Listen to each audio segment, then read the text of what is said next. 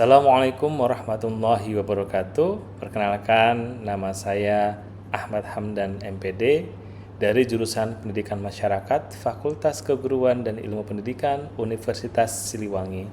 Saya adalah dosen pengampu mata kuliah Pengorganisasian Sosial. Ini adalah mata kuliah keahlian atau konsentrasi pada jurusan Pendidikan Masyarakat, Fakultas Keguruan dan Ilmu Pendidikan Universitas Siliwangi, yaitu konsentrasi pemberdayaan masyarakat.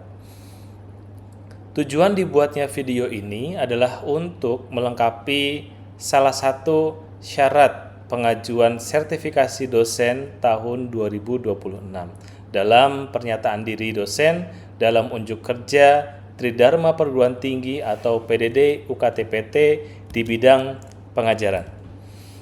Mata kuliah ini menggunakan metode case method dan juga project based learning karena mata kuliah ini diberikan kepada mahasiswa semester 6 yang sudah banyak mendapatkan materi-materi ataupun teori-teori di semester sebelumnya, dan sekarang mahasiswa lebih terfokus pada kegiatan-kegiatan project di lapangan. Ada 3 gambaran besar dalam proses perkuliahan ini dengan menggunakan model DIA atau Delivery, Interaction, dan juga Assessment. Sebelum memberikan penjelasan lebih lanjut mengenai model Delivery, Interaction, dan juga Assessment dalam proses dalam proses perkuliahan pengorganisasian sosial ini, saya akan menjelaskan terlebih dahulu mengenai identitas mata kuliah secara umum. Jadi nama mata kuliah ini adalah Pengorganisasian Sosial sebagai mata kuliah keahlian atau konsentrasi pemberdayaan masyarakat ya bagi mahasiswa semester 6 dengan bobot SKS sebanyak 4 SKS. Mata kuliah ini memberikan bekal awal bagi mahasiswa yang mengambil konsentrasi pemberdayaan masyarakat agar mahasiswa memahami kemampuan sebagai seorang fasilitator pembangunan baik secara konseptual maupun praktis dalam mengorganisasikan masyarakat melalui pendekatan partisipatif. Mata kuliah ini tidak hanya memberikan pemahaman teoritis kepada mahasiswa, namun menitikberatkan pada praktek mahasiswa di masyarakat dalam mengimplementasikan program pemberdayaan masyarakat, sehingga hal ini sesuai dengan salah satu profil lulusan Prodi Pendidikan Masyarakat, yaitu sebagai fasilitator pembangunan. Dalam hal delivery, mata kuliah ini memiliki capaian pembelajaran lulusan yang dibebankan pada mata kuliah pengorganisasian sosial, yaitu yang pertama, menunjukkan sikap dan etika yang bertanggung jawab dalam menjalankan tugas profesi sebagai pembelajar sepanjang hayat pada bidang pendidikan masyarakat dan orang dewasa secara mandiri. Hal ini masuk dalam aspek sikap.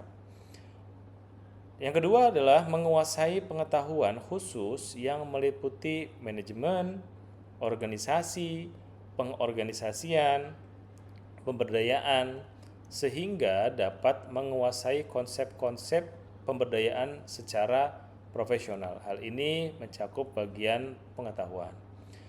Lalu yang ketiga adalah mampu menunjukkan kinerja mandiri, bermutu, dan juga terukur.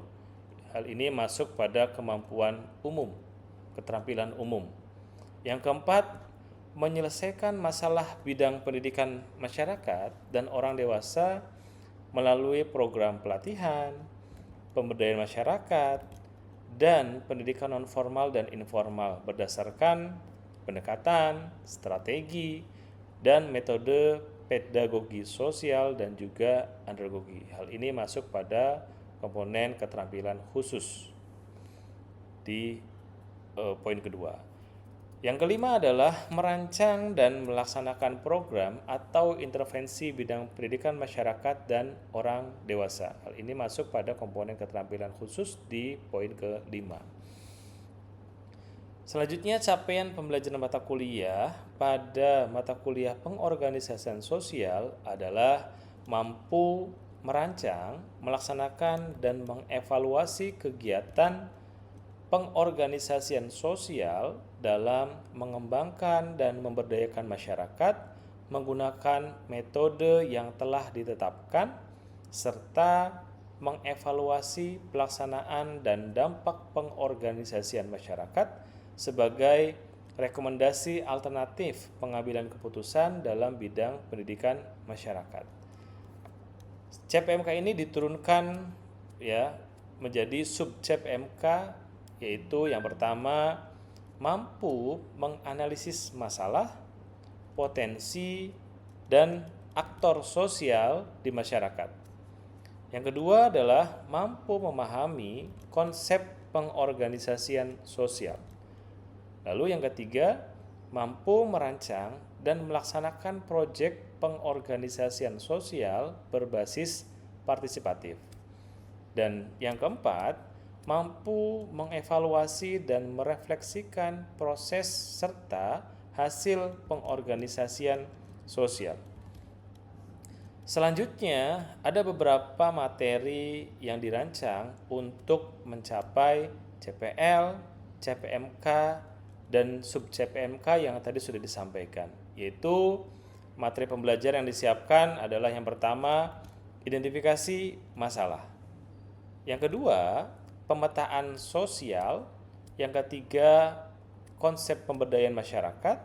Yang keempat, konsep pengorganisasian sosial. Yang kelima, strategi, metode, dan teknik pengorganisasian sosial. Yang keenam, perencanaan proyek pengorganisasian sosial. Yang ketujuh, teknik fasilitasi dan komunikasi. Yang kedelapan, implementasi proyek di lapangan. Dan yang kesembilan adalah monitoring dan evaluasi program pemberdayaan masyarakat. Mata kuliah ini dilaksanakan sebanyak 16 kali pertemuan, dengan pertemuan ke-8 itu adalah UTS dan pertemuan ke-16 adalah UAS, dengan menampilkan ataupun menyampaikan hasil proyek di lapangan. Pada bagian interaction, saya sebagai dosen melibatkan mahasiswa secara lebih aktif dalam proses pembelajaran ataupun diskusi serta praktik langsung di lapangan menggunakan metode pembelajaran yang berbasis pada kasus-kasus di lapangan yang sudah saya siapkan sesuai dengan materi-materi pembelajarannya, dan menggunakan project based learning karena mata kuliah ini adalah mata kuliah keahlian, sehingga bukan lagi memperbanyak teori namun lebih banyak praktik langsung mahasiswa berhubungan dengan kelompok masyarakat yang menjadi sasaran program pemberdayaan. Pada bagian asesmen, saya sebagai dosen melihat performa mahasiswa di dalam kelas dan di luar kelas saat praktik mengimplementasikan program pemberdayaan masyarakat di lapangan, baik secara langsung ataupun melalui logbook harian yang diisi oleh mahasiswa. Poin-poin penilaian ini disampaikan oleh dosen di awal perkuliahan dan disepakati bersama dengan mahasiswa, yaitu berupa partisipasi aktif, kehadiran, UTS, laporan hasil proyek, dan UAS, yaitu presentasi hasil proyek. Dalam hal pelaksanaan kegiatan di lapangan, untuk menghindari subjektivitas penilaian, maka dosen memberikan ruang terbuka bagi mahasiswa untuk saling menilai dalam kelompoknya masing-masing mengenai keterlibatan atau keaktifan mahasiswa selama berada di lapangan. Sehingga di akhir nilai dari dosen diakumulasikan dengan nilai dari mahasiswa juga selama melaksanakan proyek di lapangan. Materi pembelajaran yang akan disampaikan pada video kali ini yaitu pada materi pertemuan kelima tentang strategi, metode, dan teknik pengorganisasian sosial. Untuk selanjutnya, Berikut saya sajikan video pembelajaran materi pada pertemuan kelima tentang strategi, metode, dan teknik pengorganisasian sosial. Selamat menyaksikan. Assalamualaikum warahmatullahi wabarakatuh. Waalaikumsalam warahmatullahi wabarakatuh. Gimana kabar kalian hari ini? Alhamdulillah. Ya, luar biasa. Kita akan mulai perkuliahan kita hari ini. Namun sebelum itu kita akan berdoa terlebih dahulu menurut agama masing-masing. Berdoa dipersilakan.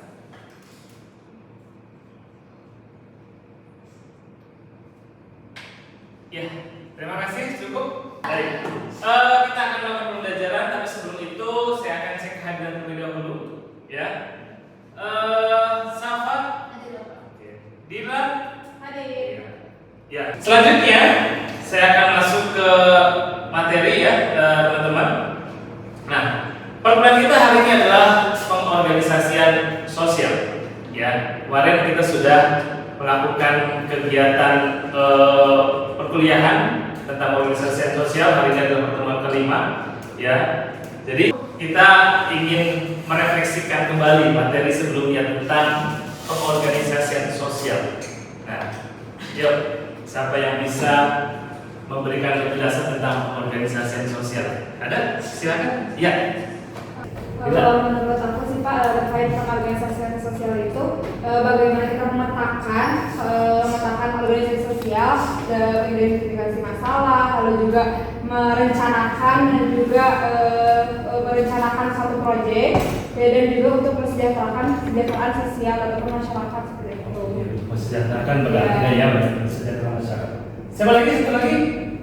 Iya, silakan. Menurut pandangan saya, pengorganisasian sosial itu lebih ke membangun suatu kapasitas masyarakat agar masyarakat itu sendiri dapat menyelesaikan suatu masalah ataupun mengidentifikasi sebuah masalah.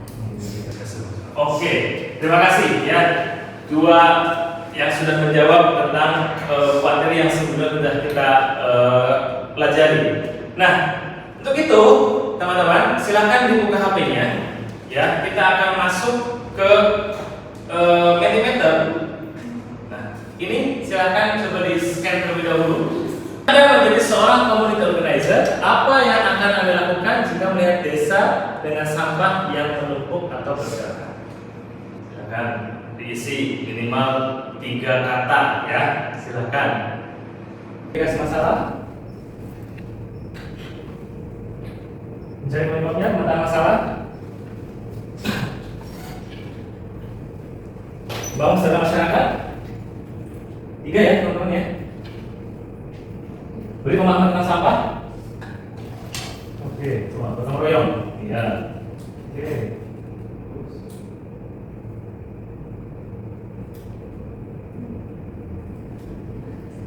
Nah, ya. Oke. Jadi ketika Anda menjadi seorang community organizer, yang akan Anda lakukan ketika melihat desa dengan banyaknya sampah yang berserakan, ya, memilih sampah, edukasi, gotong royong, ini jawaban-jawabannya paling banyak ya, luar biasa. Ini melakukan aksi, identifikasi. Nah, oke, nanti sambil kita cari tahu di materi yang akan kita bahas dan sosial ini. Ya, bahwasanya organisasi sosial ini merupakan proses membangun kapasitas agar mampu mengidentifikasi masalah, mengembangkan kepemimpinan lokal, memobilisasi sumber, serta dapat terlibat kolektif menuju perubahan sosial. Ini menurut Simons tahun 2004. Ya, jadi identifikasi masalah, apa masalahnya? Ya, lalu cari tokoh-tokohnya, ya, mendorong munculnya pemimpin lokal. Lalu tokohnya sudah ada ataupun perlu tokoh baru, ya dicari mana tokohnya. Memobilisasi sumber daya, karena pada dasarnya pengorganisasian itu adalah memobilisasi massa, menggerakkan potensi masyarakat, tindakan kolektif untuk perubahan dan melakukan aksi bersama. Nah, lalu apa sih strategi? Strategi pengorganisasian masyarakat adalah arah dan pendekatan yang digunakan untuk membangun kesadaran, memperkuat kapasitas masyarakat, mengembangkan kepemimpinan lokal, dan menggerakkan aksi kolektif guna mencapai perubahan sosial yang berkelanjutan. Menurut Jack Gottman, bahwa strategi dalam organisasi masyarakat merupakan cara memilih bentuk intervensi sosial yang sesuai dengan karakteristik masyarakat, ya, isu yang dihadapi, lalu struktur kekuasaan serta tujuan perubahan yang dicapai. Karena memang pengorganisasian sosial ini adalah salah satu bentuk untuk mendobrak tekanan yang dihadapi oleh masyarakat kecil. If ya dan juga Frank Roserio menekan bahwa strategi organisasi masyarakat harus berorientasi pada penguatan kapasitas masyarakat atau community diversity, meningkatkan partisipasi dan pengembangan kontrol masyarakat. Nah, ini ya strateginya adalah bagaimana awalnya adalah membangun kesadaran secara kolektif, memperkuat kapasitas masyarakatnya, yang mengembangkan kepentingan lokal, menggunakan aksi kolektif dan pada akhirnya bisa mencapai perubahan sosial yang berkelanjutan. Nah, ini adalah strategi ini merupakan cara ya ataupun rencana besar untuk mencapai sebuah tujuan. Jadi strategi ini adalah rencana besar apa yang nantinya bisa kita lakukan sebagai satu community organizer untuk mencapai suatu tujuan. Nah, hakikatnya jadi di strategi ini harus melihat dulu ya, strategi itu bukannya daftar-daftar kegiatan apa saja yang akan kita lakukan ataupun juga yuk kita bikin proposalnya ya, bukan. Tapi strategi ini adalah cara berpikir ya, way of thinking seorang community organizer sebelum bertindak. Jadi ketika kalian datang ke masyarakat melihat tadi sama-sama masyarakat, harus dipikirkan dulu apa yang harus saya lakukan gitu ya. Jadi tidak langsung ini berarti harus membuat bak sampah yang besar di pinggir jalan supaya tidak berserakan sampahnya ya, bukan langsung, tapi harus dipikirkan terlebih dahulu hal apa yang nantinya harus bisa dilakukan dengan siapa ini, mengapa masalah yang harus diselesaikan ya, lalu memahami akar masalah dan dampaknya bagi masyarakat. Mengapa ini untuk memahami akar masalahnya. Lalu yang kedua, siapa yang dilibatkan? Artinya mengidentifikasi dan melibatkan siapa-siapa saja yang akan terlibat dalam kegiatan yang akan dilakukan. Lalu yang berikutnya adalah membangun kepercayaan masyarakat. Ya, bagaimana ini membangun trust, hubungan, ya, dan juga transparansi antara satu masyarakat dengan masyarakat lainnya, satu tokoh dengan tokoh lainnya. Komponennya analisis situasi, menentukan tujuan perubahan, menentukan aktornya, menentukan pendekatannya, dan menentukan tahapan-tahapannya. Gitu, ya. Ini semua adalah komponen strategi itu. Nah, karakteristiknya berpusat pada masyarakat, ya, partisipatif, fleksibel, berbasis potensi, berorientasi yang berkelanjutan. Ini yang harus dipersiapkan. Jadi people center, dilibatkan masyarakat, ya. Lalu partisipatif, ada dialog bersama. Tadi kan ya, diisi ya, dialog bersama. Nah, itu merupakan bagian dari metode. Ya, fleksibel, disesuaikan dengan karakteristik masyarakat, budaya lokal, dan dinamika sosial. Indonesia kita memaksakan keinginan kita kepada masyarakat. Berorientasi berkelanjutan. Nah, prinsip utamanya adalah masyarakat adalah subjek, bukan objek. Ya, jadi jangan libat masyarakat tuh, udah kamu nurut aja ke saya. Tidak bisa. Ya. Nah, jenis-jenisnya ini, ya, metode yang biasa digunakan oleh para community organizer. Ada CO, community organizing. Ya, metode organisasi membentukkan kekuatan masyarakat melalui pembangunan kesadaran, pemilihan lokal. Metode ini menempatkan masyarakat sebagai subjek perubahan. Jadi bukan hanya dijadikan sebagai objek dari perubahan, ya, tapi subjek. Artinya bersama-sama. Ibu, bapak, apa kelebihan kekurangannya, potensi apa yang dimiliki, kita bersama-sama dengan masyarakat, gitu ya, untuk bisa berubah. Lalu berikutnya adalah PLA, ya, menggali permasalahan dengan teknik PLA. Ini sering disinggung ya di pertanyaan sebelumnya ya. Lalu ada nih metode yang ini juga cukup dikenal, yaitu asset based community development. Artinya ya bahwasanya melihat masyarakat itu sebagai modal sosial untuk pembangunan, ya, karena masyarakat itu dianggap sebagai aset, ya. Ini CD community development. Nah, COCD ini menjadi economic development kalau dikawinkan, ya, itu nanti ada lagi teorinya lagi, ya. Community development merupakan metode bertujuan meningkatkan kualitas hidup masyarakat, pembangunan sosial, dan seterusnya. Lalu berikutnya adalah apresiatif equity, metode yang memulai perubahan dengan menggali keberhasilan, ya, ada dengan discovery, ya,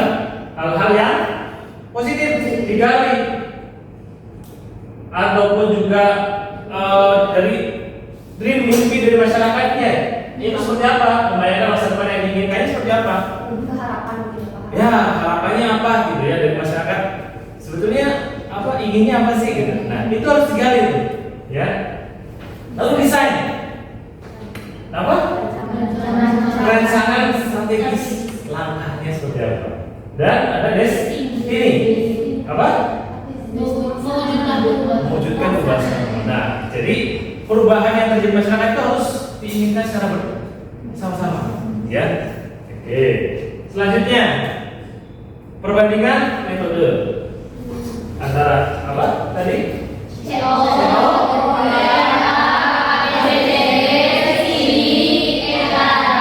Appreciate inquiry. Fokus cocok digunakan dan keterangan singkatnya.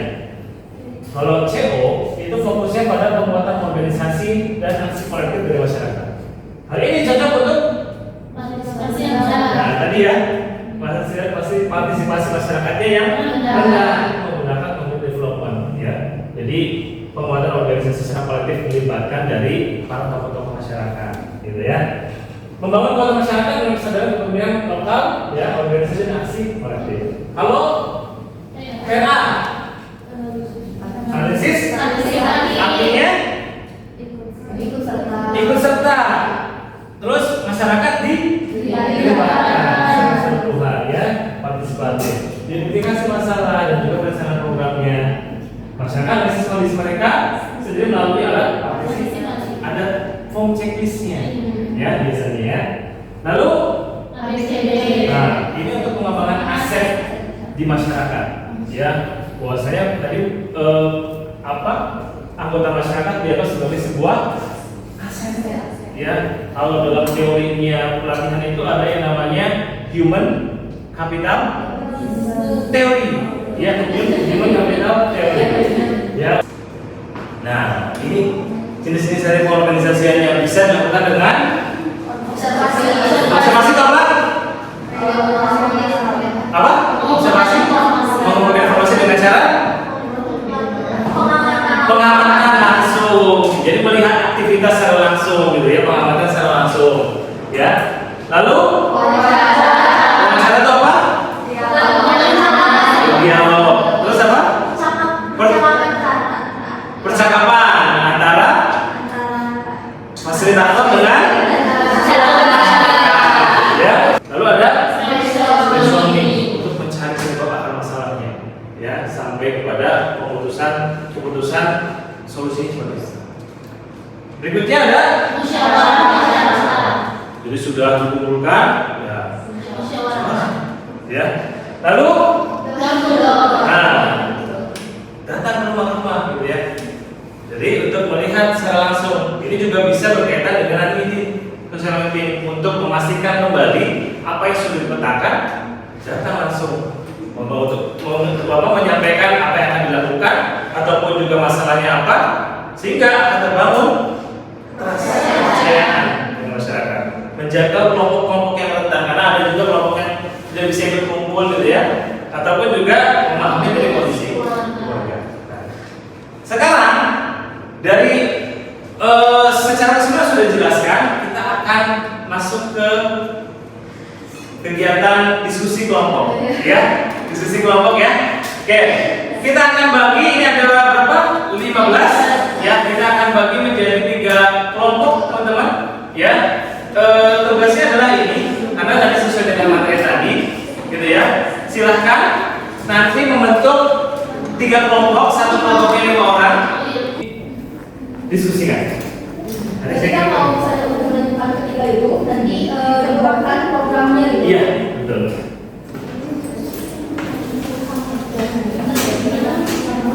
Jadi tentang apa?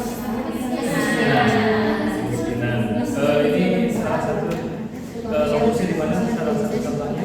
Kemarin itu kalau kami punya di Cinta Daya, Pak. Cinta Daya. Akan miskinannya nanti akan seperti apa programnya yang dilakukan? Mungkin nantinya kita akan berdasarkan potensi yang disahkan. Tadi digali potensi yang disahkan apa, sehingga nanti akan dilihat, oh iya, programnya apa yang bisa kami rancang berdasarkan strategi ya. Oke, silakan dibandingkan. Tentang apa? Sampah. Lokusnya tentang apa?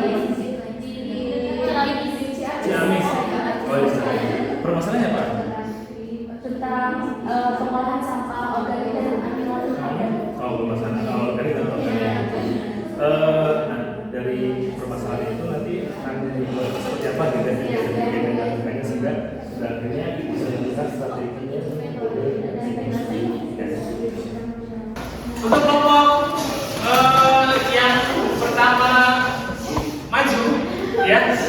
Jika Anda sudah diskusi semua selesai ya? Selesai diskusinya sudah? Sudah. Ya. Untuk yang pertama maju adalah kelompok 1, yaitu kelompok stunting. Silahkan. Sama keluarga, lalu kader posyandu, ada PKK, ada pemerintahan desa, tokoh masyarakat, tenaga kesehatan, dan juga pencegahan pada stunting. Metode di sini kami menemukan beberapa metode mengenai permasalahan stunting ini. Yang pertama yaitu metode mengenai PRH, arti yaitu masyarakat itu bukan sebagai objek ya teman-teman, tapi seperti dampak dari stunting, terus juga ada cara pencegahan stunting. Kemudian dalam pelatihannya nanti kita bisa menggunakan pelatihan pembuatan makanan bergizi. Terkait kemiskinan, mungkin untuk pusat tempatnya itu kita di Cindaya ya, tempat kami KKN kemarin. Nah, untuk strategi sendiri kami itu menggunakan partisipasi pendekatan partisipatif, di mana nantinya kita akan pendekatan terlebih dahulu nih kepada masyarakat seperti itu. Untuk selanjutnya ada metode, boleh dijelaskan? Terkait metode, nantinya tuh kita menggunakan metode ABCD, Asset Based Community Development. Jadi nantinya tuh karena di sini kan terkait kemiskinan, jadi itu kita tuh langsung terjun ke masyarakat karena yang telah disebutkan masyarakat itu tadi itu sebagai aset nantinya tuh. Jadi kita tuh terfokus ke apa yang bisa dilakukan oleh masyarakat. Yang bisa digunakan oleh seorang community organizer adalah ada CO apa? Yang berikutnya ada yang berikutnya ada lalu ada jika akan dilihat pendekatan apa yang tepat digunakan dengan sasaran masyarakat yang kalian hadapi. Tidak ada pendekatan yang paling benar, tapi pendekatan yang paling tepat digunakan sesuai dengan kelompok sasarannya seperti apa. Lalu ingin menjadi seorang community organizer harus banyak belajar bersama masyarakat. Karena prinsip kita belajar Ya, baik, terima kasih teman-teman atas pertemuan hari ini ya. Kita sudah laksanakan pertemuan kelima, tinggal kita nanti lanjutkan di pertemuan ke-6 dengan materi selanjutnya. Lebih fokus pada persiapan kalian untuk melakukan proyek di lapangan ya, karena nanti kalian akan membuat rencana programnya dan mengimplementasikan program di lapangan. Ya, terima kasih atas pertemuan hari ini. Mudah-mudahan apa yang kita pelajari bermanfaat dan sampai jumpa kembali di minggu depan. Mohon maaf bila ada kesalahan. Assalamualaikum warahmatullahi wabarakatuh.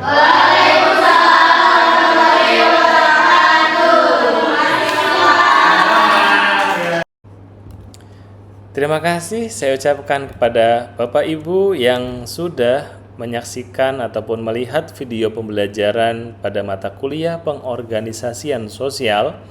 Harapannya adalah mata kuliah ini bisa memberikan pembelajaran kepada mahasiswa untuk terbiasa menganalisis masalah, menggali potensi yang ada di masyarakat, sehingga sebagai seorang calon fasilitator pembangunan dapat melaksanakan program sesuai dengan kebutuhan masyarakat yang tentu dirasakan manfaatnya secara langsung oleh masyarakat hingga menjadikan masyarakat lebih berdaya. Sekian, terima kasih. Assalamualaikum warahmatullahi wabarakatuh.